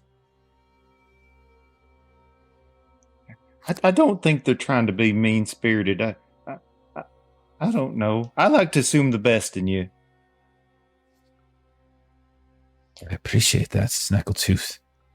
As I said, I am merely trying to help you. You all were instrumental in the recovery of this artifact, and you helped save Malin's life. I would not want to see anything bad happen to all of you. These brands, these marks, as Snaggletooth said, we have only ever seen them on creatures in deviance. And if you want to prove to Denvar that you are not one of those things, then being forthright and open is the way to do it. I know, I feel like that's a trap, because honestly, he ought to just trust that I am, and I shouldn't have to prove nothing to him. I ain't no person of his, and I ain't interested in being one. Kick. I like Keek. I'm going to go. Like, I'm one of the ones with it. I have met people with your sort of spirit before. And then she like kind of has a grave look on her face. And so has Denvar. And then she starts walking away. Kick, I'm not going to tell you what you've got to do, but I'm heading to the mountains. I'll see you guys in a couple of days where we're supposed to meet. You wouldn't be able to make it to the mountains and to where you're going. Like, the mountains are literally like a 3-day jaunt to the north. I'm mostly just going for the mountain clans more than the mountains themselves. Yeah, that's what I mean. It would be like a 3. Okay. Yeah, it would be like because you're literally climbing up into a mountain. So I'll take a. Okay, I understand. I'll just tell them then that anywhere but here kind of a situation. I'll disappear into the woods and the mountains for, well, not the woods, because then I'll get lost. You know me. I'll head to the mountains. Meet you in the henge later. And meet you in the location later. Be careful. All right. We'll vouch for you. Don't stick your neck out if it means he's going to come for you. Be careful. Well, I'm walking right to him, so. I don't. Be safe. Aye, you as well. I'll see you in a few days. Okay. So Kit goes off by herself. Mm-hmm. All alone. What do the rest of you do? Follow Nesta. Split up even more. I kid. Yeah, we're going with Nesta and the prism to Denvar. So 3 of you go. And she just leads you to Poe's chapel. That's all it is. And you go inside, and you can see that there's a handful of Twilight Choir folk around, including Denvar, who seems to be at this table. And like, again, it almost looks like a staging ground for like a war. Like they're moving like little insignias and such around on this large map. And as you come in, they don't seem to to really worry about you suddenly being here. Like they don't like cover things up at this point. But what you would definitely notice, since you're all friends of Poe, right? This isn't his map. Like this is something else. Like this is, and I would also say a Kick in I think maybe Lloyd, Kick for sure. He had a bunch of stuff on him, like he had taken, and so whatever they have here is something that they got somewhere else, and you can see that everything's kind of unfurled, and like Nesta comes in, and she's like, "Wait here, I will explain the situation." Lloyd, come. I'm sure he'd be quite pleased to see you again. Of course. And so, like, she and Malin and you, like, you come up, and she's still carrying like the big prism thing, and she says, "Horan, sir, we have been successful. Lloyd here and his friends were instrumental in our ability to recover the artifact." And he looks down. "You have it with you? Yes, show it. Yes. And she sets it down on that table on top of the maps. You see people are kind of moving out of the way, like maybe a mug here or a plate where someone was eating. And she unwraps it, and there the prison suddenly glows, and the entire interior is now awash with this beautiful light that you're familiar with. It is as beautiful as ever. Lloyd, I thought you might be important here. I'm pleased to see that you have aided our endeavors. And these others, yes, the Beaverkin. Snaggletooth, yes, come forward. And as you start moving forward, there's something else. What is it? You look concerned. You look concerned, Nesta. And so, like, Nesta leans in. They have the mark. And his eyes kind of like go wide. They have the mark. Even Lloyd here. She's like, no, not him. Morgan, come, please. And Oi, yes. And the other one, the one from the mountains, the blacksmith, Kick, they call her. And where is she? She's doing as she does. She did not want to come see you. I see. That is a pity. And she looks to you. He looks to you, Morgan. Will you show it to me, please? Well, yeah, it's a very, very, very new thing. It weren't something I've had for very long, but it's just the last few days, actually. You see, and it was glowing when the closer we got to that there thing. He reaches like underneath his robes, where he has like a series of necklaces, and you've seen him pull out like a whistle at one point that kind of alerted the singer. And this time he pulls a different thing out, and it's like literally it almost looks like a monocle in a little iron ring. And he pulls it up, and then he like kind of licks the tip of his finger, and he draws some kind of symbol on it, and you see it start to glow. And he holds it up to his eye, like almost like a magnifying glass, and leans in to look at it. Curious. And how did you acquire this? Well, forget the name. Your person here said that she's run across one before. They're this weird, it's almost like it burns people and then takes their ashes to like incorporate into itself. Well, I forget what the name of it was. She was real smart and knew more about it. You have encountered a demon. That thing was the end all, be all, scariest thing I've ever seen in my life. And it branded you and let you live. Oh no, we fought like hell. Yeah, I don't think there was a let to it. We defeated the thing. So the thing turns out that thing's all made up of like smoke and ashes and other like stuff. So I got the idea. I said, hey, we're in a mining town. You got stuff which you use to make up, masonry and whatnot. So we dumped a bunch of that in there and a bunch of water, and it's like when you're tiny, sometimes what you got to do is think about, let's take their strength and turn it into a weakness, and that's what we did. And we just weighed that sucker down to where it ain't never going to do nothing again. A mining town? Is this Tor Hollow? Turns to Lloyd. The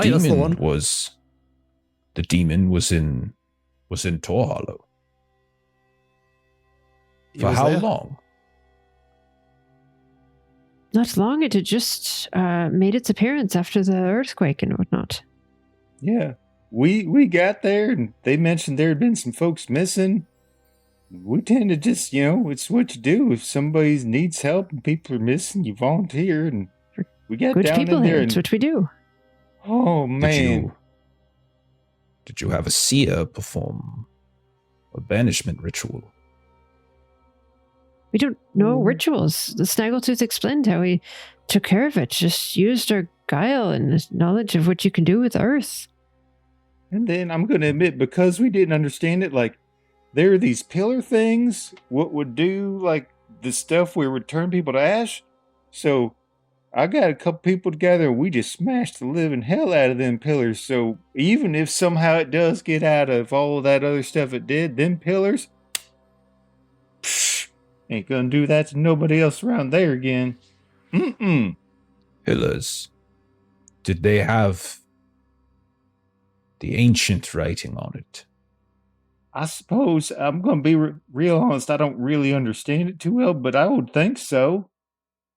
The demon itself was nested within a ruin of the Tuanach, and it was using their instruments, and it branded you, and you did not perform. Kind of like you could see like his brow just like furrows. I do not mean to undermine your victory, but you did not defeat it. You merely delayed it, and likely for some time. But as long as you have those brands on you, it will continue to live, and it will reform itself again and again and again, as long as at least one of those brands is still in existence on a human, a beaverkin, or even an animal. That is what it does. The only way that you can ensure that a demon has been returned to whatever realm it came from is by severing it from its connection to any it has branded. So is this what you like read in a book or something, or you like seen this happen before? I indeed have read it in a book, and I have performed the ritual myself. So we've got the thing on us, and you got to say some things, and then you get it off of us. It is more complicated than that. But yes. Can I just ask, I hope this does, I don't want to sound rude, but I've got a real worried feeling in my belly given the nature of what you're talking about. It ain't like a mortally complicated process, is it? So I love Morgan something fierce. There have been some who have perished in the process. Not all. The strength of faith. That aren't the goal, though, right? No. Not if we can avoid it. Not if the subject is worthy. Which you are. Yes? He looks towards Nesta and she's like, yes, they all performed quite well. Even Kick, yes. They were all very... they protected us. The creature was drawn to the obelisk, and it was there. It was feeding off of it. And these villagers, they killed it. It was quite impressive. I see. Well, a demon runs through you now, Morgan. That means that you are a receptacle for it. right now, didn't ask to be. No, many do not. Do you see, Snaggletooth, when you enacted your plan, which was ingenious, yes. What you have done is you have forced it to find a different host. Some creature or person with which it has branded is now host to that demon. You see? I wouldn't. Oh, I made a huge mistake. No, you did not, Snaggletooth. You attempted to help. You were not armed with the knowledge that we here in the Twilight Choir have amassed over centuries of study. You did your best with what you had at your disposal. Quite brave, we all were. Okay. Yes. Okay. Well, sometimes bravery is a good step, but it's not the end of it, and that doesn't lessen things. Okay. You save lives. Don't forget that. I know. I'm just. It's taking me a second. Because it just means we gotta take more steps to make sure, we don't leave a job half done. So you're saying you can't just, put a brand on top of it or something to get rid of it? It's I didn't, invite it for drinks or anything. I just can't just get the mark gone? If it didn't come in through faith, does it need faith to leave? Well, if you believe certain scholars, only those that would be willing to accept a demon could even take on the brand. Deviants, we call them. Those who would go against the faith, against the Maker himself. Now, tried to tell you before. I we am got not deviants here. One of those scholars. Oh, I do not agree with you there, but every land has its form. Perhaps here in Isvig, all of you are loving and brave and warm people, but I've heard of a place called Gravel Bay. Only recently. Only recently. Well, it seems as though many of your ne'er-do-wells take up roost there. Anyhow, Morgan, we will have to keep you under close scrutiny. I mean, just if you've got a thing you've got to do, just get on with it then. We cannot do it until we send someone to the site, until we round up all who have the brand to ensure there is no other place for the demon to shift. But I don't understand. As if I don't think there's anyone else that would have it. But you're saying that you can't do what you need to do to get this thing off of, and she starts to kind of get a little agitated at this point, and is kind of trying to scratch at it of this doesn't seem right. I didn't ask for this. We were just trying to be brave and we were trying to be helpful, and I didn't ask to get this thing on me, and now you're saying that you have to wait around until you make sure that you found it. Why can't you just start the ritual and narrow the possible places it can kind of know how it works? Do you have full control of when a fish will bite your hook or swim into your nets? Do you, Snaggletooth, have full control when a seed will sprout? When a tree will blossom with fruit? You can only control or affect these things to a point, after which time you must wait for nature to take its course. I suppose. But this these aren't a nature thing. Like, if I don't, just because I don't know exactly what fish I'm going to catch that day doesn't mean I don't go out and fish. I still give it a try. Morgan, there are only two ways to sever you. One, you would not like. The other, you would not survive.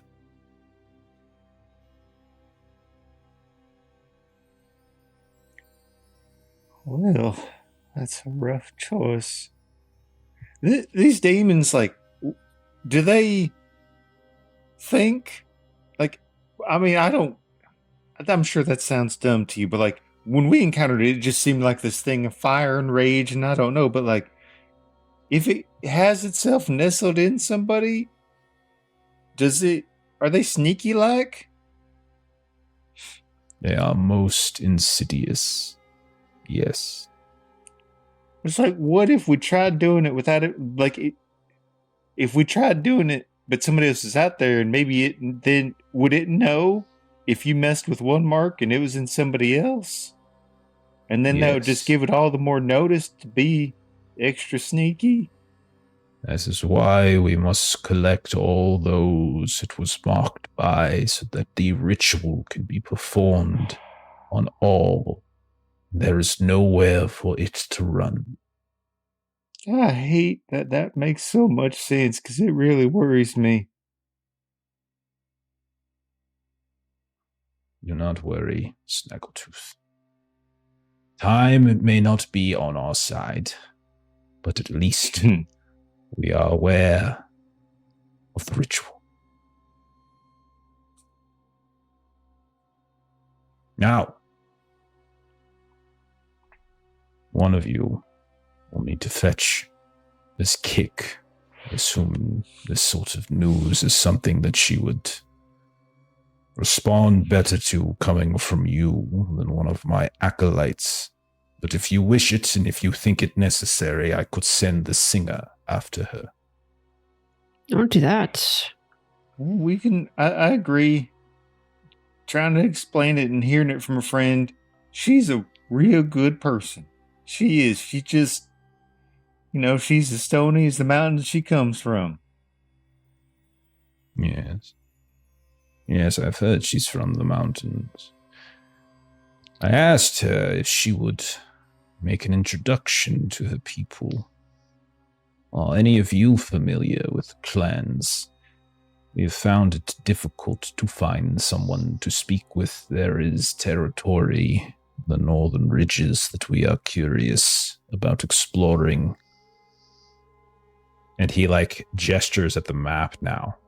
And you can see that there's all these different markers all over the place.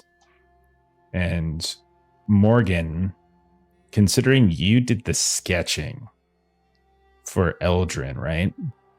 You might be able to notice a few things. So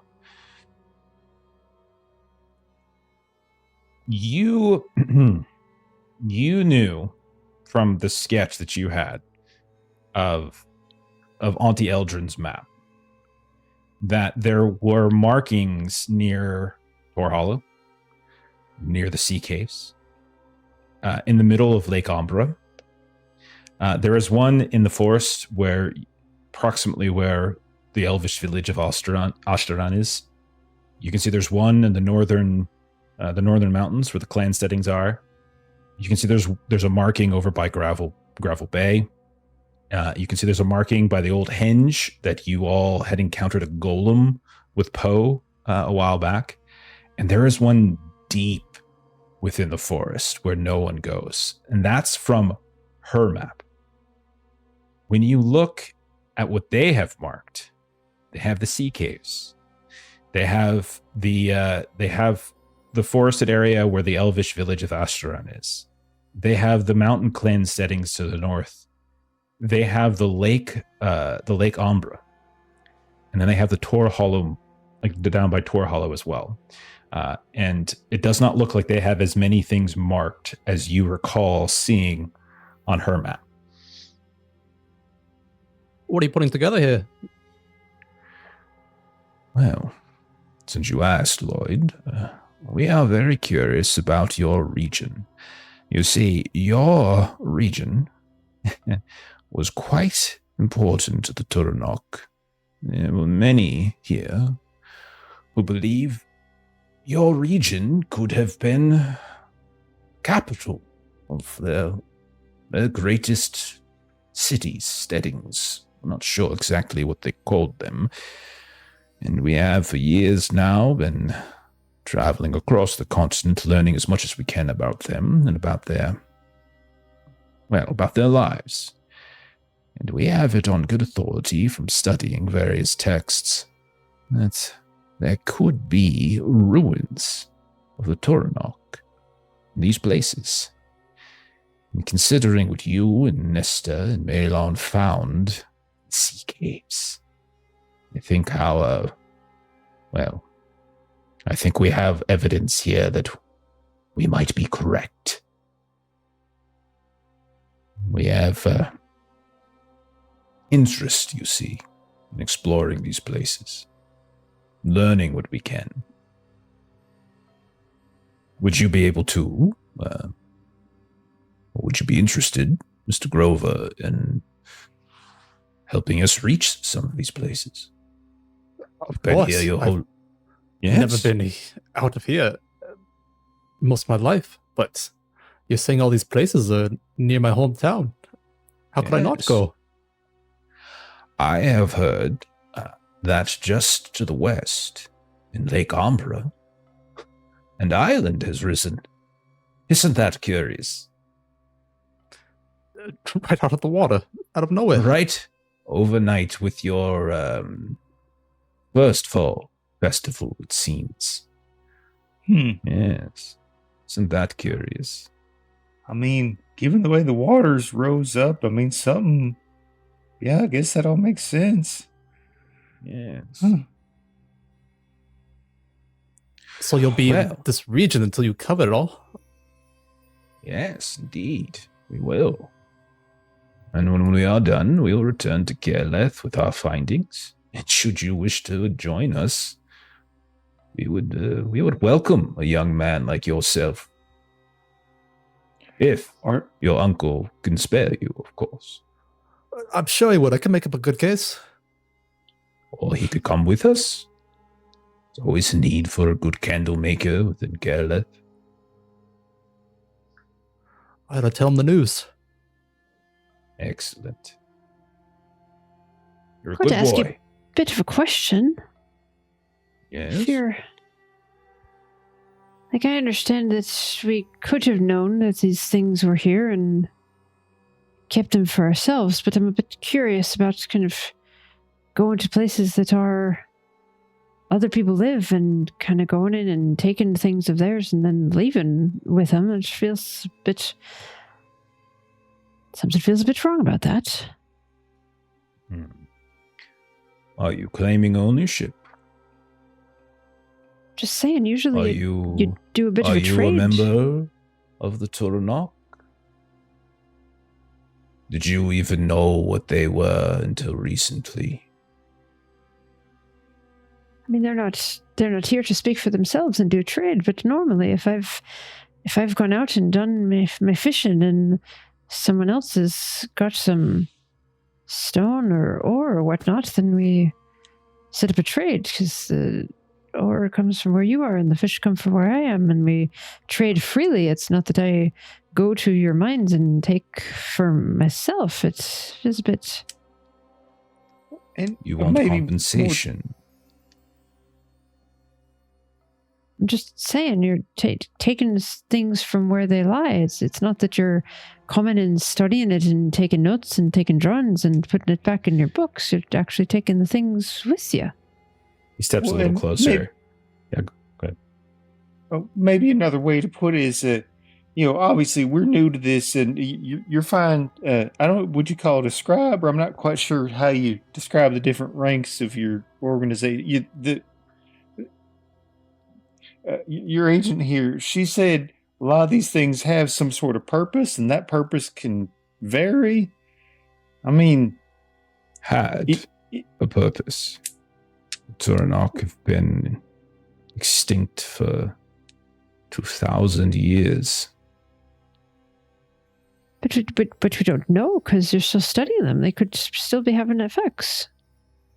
I think that's more of what the concern is. Just, I'm sure you guys are real smart. You got your studies, and it's just the worry of making sure people won't be left in twisting in the wind.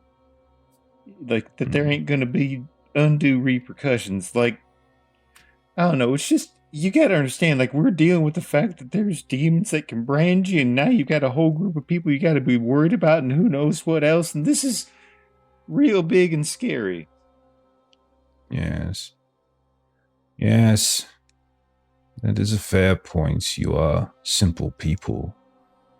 World is open for you. In quite a hurry. Rest assured, Morgan. You will be compensated for anything that we take. But, like, steps really close to you at this point. You don't look so well. We have seen elsewhere in our travels how locals attempt to loot and explore these places, completely oblivious, with no knowledge, no training, no studying of these places. And more than whatever is currently affecting you has happened to them. Whole towns have obliterated themselves for their greed. Entire mercenary companies and adventuring groups have never returned after delving down into these ruins. We are armed with knowledge and understanding, at least as much as there exists in our day. We are the best, the most trained, the most appropriate to ensure that these places will not harm you. So while you are worried that our presence might in fact cause harm, I can assure you that our aim is merely to prevent it. Now, Nesta seems to have taken a liking to you. You are going to need an escort, Morgan. You can't be wandering around with that thing on you. Someone who is aware of what it is that could be inside of you at any moment. Nesta, assuming that is you are willing to take on this charge. Yes, of course. Yes. Morgan helped save our lives. If I can return that favor, I would be obliged to do so. Morgan, I trust we will not have any trouble with this. I sleep out on the beach, and not entirely sure which danger I'll be to anyone, but you're certainly welcome to join me. That is where I lay my head. Excellent. Now, you look as though you've all had quite a difficult journey, and I know your uncle would be most pleased to see you, Lloyd. Somebody will need to go inform Kick that her presence is required. And I think we'll go ahead and we'll call it there.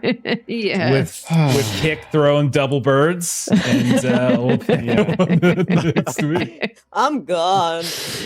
Oh, that was just the perfect way to sink the hooks in, unfortunately. Yep. Gorgeous. Don't go talk to the big bad guy. McSlimerson. Yeah. It's okay. I just have a primary weakness of being. Hide, you should just come and give us everything. Look, just because my main weakness is that I'm easily exploited doesn't mean that I should be worried about talking to the extremely manipulative guy. Right. Mm-hmm. Right.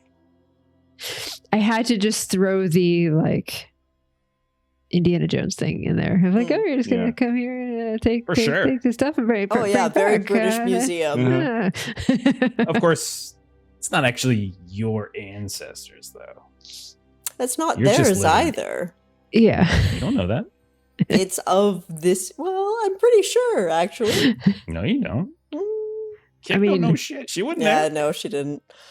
I mean, Lloyd's blood. I am curious about Lloyd's blood. Who Well, knows? Jack, we know, would have been of the blood, though. Like, we've seen someone of the ancient blood. Possibly. And where has he Possibly. been? I don't know. I don't know. Been sick with the bad Kick. internet, I just I the think whole, the Unmaker has got him, unfortunately. yeah. Oh no. It sucks. But Kick, Sucks. I Stupid. just the trying to run go kick is going to be an interesting feat. Yeah. Yeah, good luck with that. Oh. You guys do whatever you want. Yeah.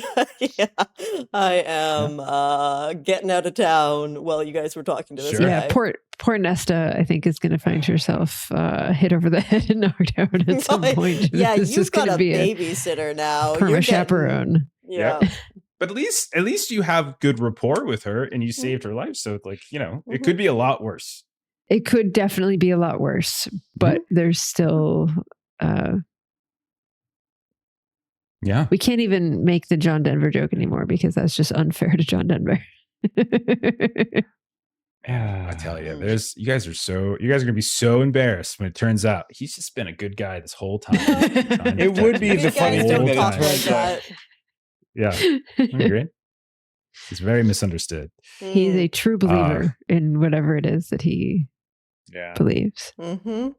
Yeah, he's a I got the zealot for what reference. he believes. I got to reference a great movie. Jeremy got it. Yeah. Immediately. Fallen. Because I love that movie so much. Yeah. I Yeah, do too. The demon stuff, the hopping. Yeah. Yeah. Yeah. it reminded good. me of a Hellhammer moment. I know exactly. Yeah. Oh, it's spectacular. If you haven't seen Fallen, Denzel Washington movie with Donald Sutherland, John Goodman from the '90s, so good, such a good movie. Mhm. Anyhow, and it has a really awesome use of Rolling Stones. Time is on my side.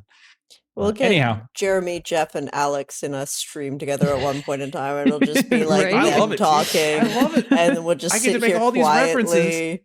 And someone gets them now on Tuesdays. Normally, no one gets them. It's crazy. But he gets them. I made an over-the-top joke, and that dude recognized an over-the-top reference. And I was just like, it's like literally the Step Brothers moment. Like, did we just become best friends? It's crazy. So Lloyd, good. you were absolutely Good getting find. kidnapped by this guy, though. Good luck with that. Yeah, Oh, yeah. What? He's so nice to you. He's so Yeah. nice to you. What are you talking about? Uh-huh. Yeah, except when he calls us like ignorant yokels. But other than that, he's That's useful though. Yeah. Like Did he call you ignorant yokels? Yeah, essentially. he Just he say- used fancy words to say we're ignorant yokels. well, Are you and not to be that, fair, though? and also Well, like yes, but it still Snaggletooth doesn't is feel good to be told intentionally- it. Yeah, exactly. Like Snaggletooth is literally that's how he built his character. Well, because that's the thing, but also because he's heard the other people of his group call it that. It's like, well, there's also a strength in that. Like, let them look at you that way. Hmm. Yeah. If they catch me, All I'm right. absolutely getting tortured. Oh, I mean, you might just get smited like right off Yeah, the bat. Just or like, boom. killed. Yeah, that's true. Who knows? We'll see. Oh boy. Okay. Let's do some closing plugs and we'll get out of here. Tomorrow night, I don't know what we're doing. We're still in the up in the air on what we're doing on Friday. Saturday, we've got some Call of Cthulhu, so come back for that. Monday, we're off as we don't have everybody. So we're going to take Monday off. But Tuesday, I think we're on. So what do we got on Tuesday, Kipser?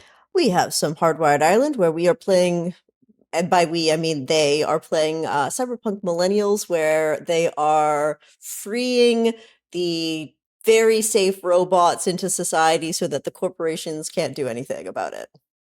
Yeah, Mhm. Exactly. Mhm. I feel good about what we do. Very morally correct, yes, Yeah, in I a think way. so.